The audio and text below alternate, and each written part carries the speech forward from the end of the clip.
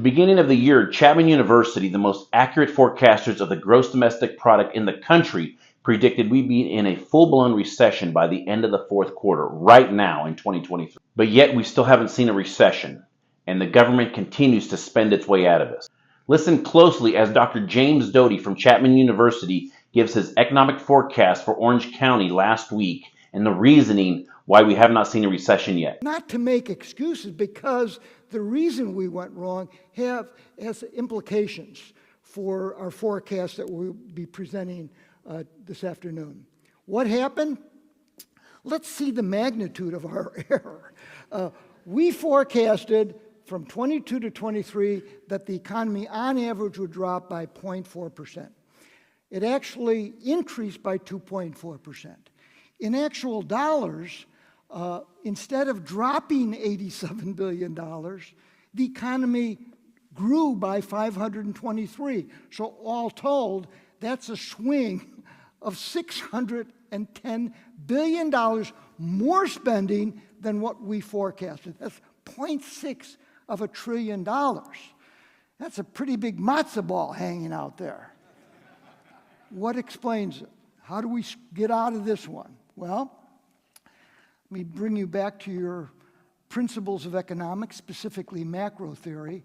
You may recall something called Keynesian economics, which is basically the theory of John Maynard Keynes, who wrote his general theory right around the same time we were experiencing the Great Depression, and basically said to get out of this global depression, governments have to spend more than they are taking in taxation.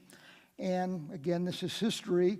He actually met with FDR, and FDR wouldn't go along with it. He was pretty much conservative at heart. Didn't want to run up a big deficit.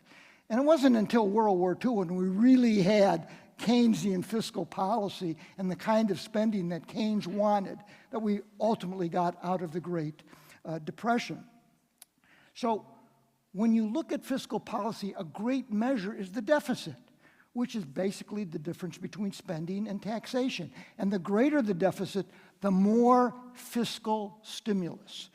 Well, let's look at what kind of stimulus we had last year. Back in about this time last year, the early estimate for the 22-23 deficit runs October to October, it would be a deficit of $900 billion. Generally, that would be a very high deficit historically.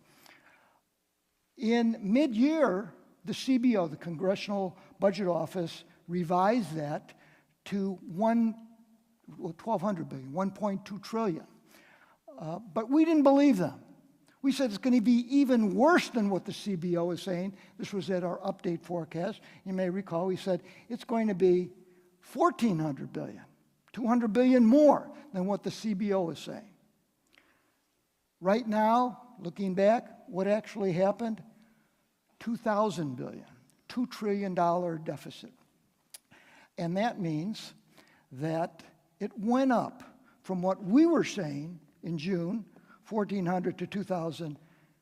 It was $600 billion more spending, fiscal stimulus, which is almost exactly the amount that we're off. As big as that number is, it can be explained by that. Now, okay, Keynesian policy certainly works in the short run, but there's a longer run component. You could stimulate in the short run, like taking an energy pill, but then there's withdrawal symptoms, because that $600 billion has to be financed.